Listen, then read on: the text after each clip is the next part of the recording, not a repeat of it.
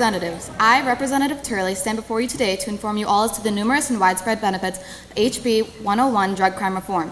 Our bill is not attempting to legalize drugs, but rather to lower the harsh penalties that come along with nonviolent crime and replace it with targeted therapy opportunities to encourage offenders to contribute to the communities. Decriminalizing drugs and legalizing marijuana would allow Americans easier access to addiction, death, and the pain that they would cause those around them. This is letting these people get a good job and not be punished for their mistakes. Surveys show that the fear of having problems with the law keeps people from experimenting with drugs. Once there's no such barrier, people will be more open to trying drugs and drug use will increase. Wisconsin Eye is at Middleton High School. We're interviewing students who worked on a proposal to decriminalize drugs and legalize marijuana. Could you give us your names and your party affiliation, please? My name is Fiona Lynch. I'm a Republican. My name is Shanna Wiegand, and I'm a Democrat. And there were a whole bunch of topics debated. Why did you two pick this topic? For me, the decriminalization of drugs is something that's so relevant, especially in high school, that I wanted to make sure to get my opinion out there and to have people see it from a different perspective. And Jen? I find it very interesting how the social and economic aspects come together in the decriminalization of drugs and legalization of marijuana. And I also find it interesting how it adversely affects many minorities and select groups of people. I yield 15 seconds to Ebert.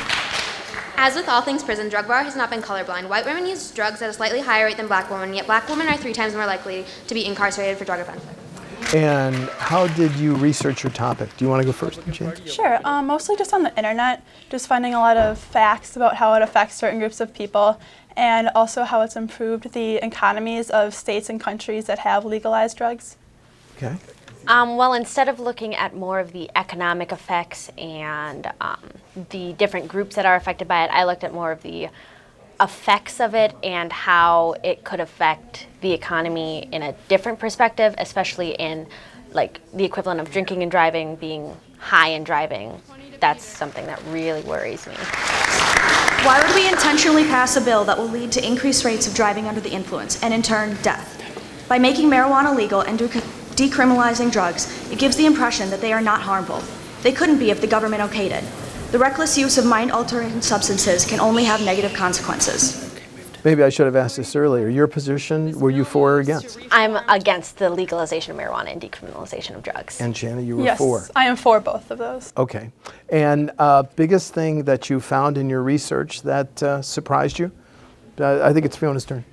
Well, I guess being a Republican, I do have to admit the fact that they haven't found anything that is harmful of marijuana. Time to Representative Anderson. So I would just like to say that 6 people overdose on alcohol every single day, and no one in the history of the world has ever overdosed from marijuana.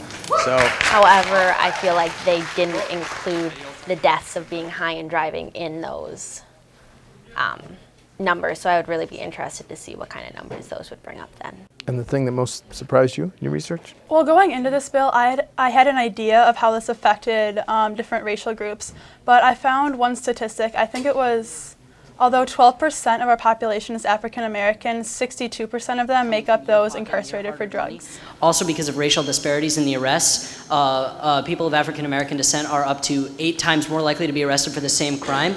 And also, from a standpoint of our opinion, would you want your life ruined due to criminal charges for you making one stupid mistake once with your friends? I don't think so.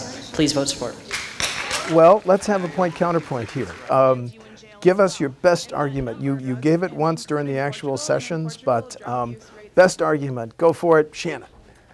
I think mostly just the economic standpoint of it. It would save our country and state so much money for prison, for incarcerating people and keeping them in prison for usually a lot of time for drug use. And also from Colorado, their economy has definitely had a huge spur from legalizing marijuana to sell it. An estimated tax revenue from marijuana taxation would generate an annual $14 billion and save $7.7 billion annually on enforcement expenditures for a total annual economic profit of $21.7 billion. Did you look at some of the effects in Colorado where kids are taking candy laced with marijuana, things like that? I didn't read a lot about that, but it didn't seem to be a big problem. They haven't had a large spike in incarceration for teenagers and those underage. Okay, thank you. And Fiona, again? Well, I guess my counter argument would be that there are effects on the brain that marijuana does have, and obviously other higher class drugs, cocaine, heroin, all that kind of stuff, that I think that we need to definitely take into account when we consider legalizing marijuana, because once we legalize marijuana, I see it more as a gateway drug. So what will be the next thing that we have to legalize? Cocaine, heroin, because those are some real problematic drugs.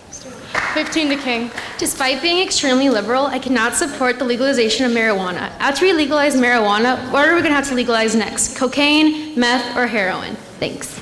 You want to respond to the gateway drug, Shannon? I personally don't see it as a gateway drug. And then also, I think it's just definitely more of a personal choice. And I think we have to look at how the illegalization of it affects our whole country, and going back to like deeply rooted racism and how that is still prevalent in drug incarceration rates. So I think legalizing it would help our entire country instead of just hurting a few select individuals. And I gave her a chance to do a PS. Did you want to respond, Fiona?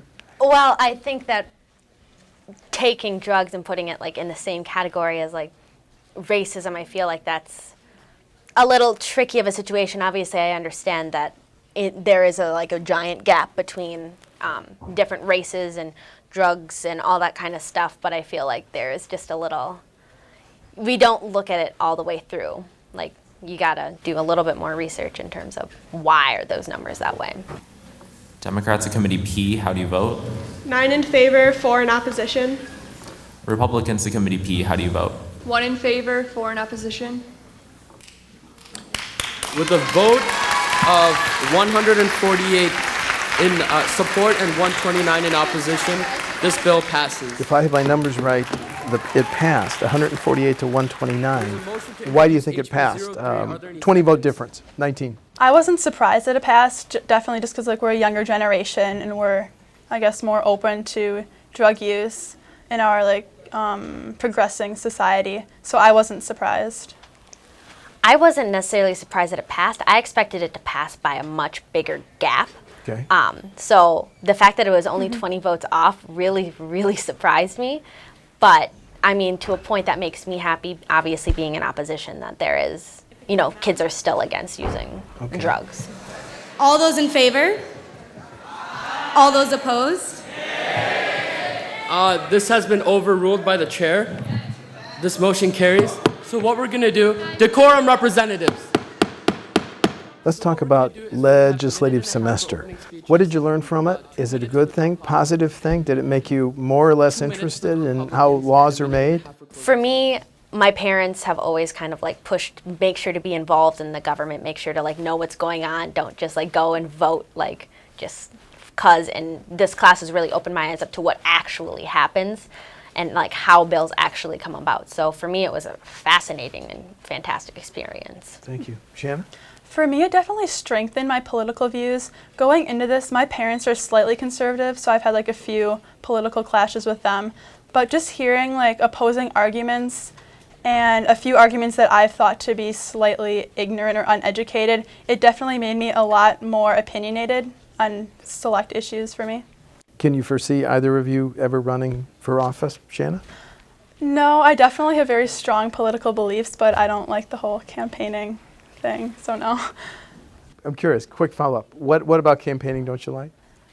Well, I guess in a national aspect, I don't like the money part of campaigning. Okay. But then I just don't like putting myself forward in that sort of way. I understand, thank you. Fiona, do you ever see yourself? It's something that's kind of come across my mind. I'm not sure if that's really what I want to do, but it's come across my mind because I feel like I'd be good at it. I love speaking in front of people, and I like getting my ideas out there. But you have a better understanding of the public debate process and the lawmaking process as a result of this. Oh, absolutely. Yes, definitely. Absolutely. More respect for ideas and more compromise. Okay, Fiona and Shannon, thank you very much. Yeah, thank you. Thank you. Thank you.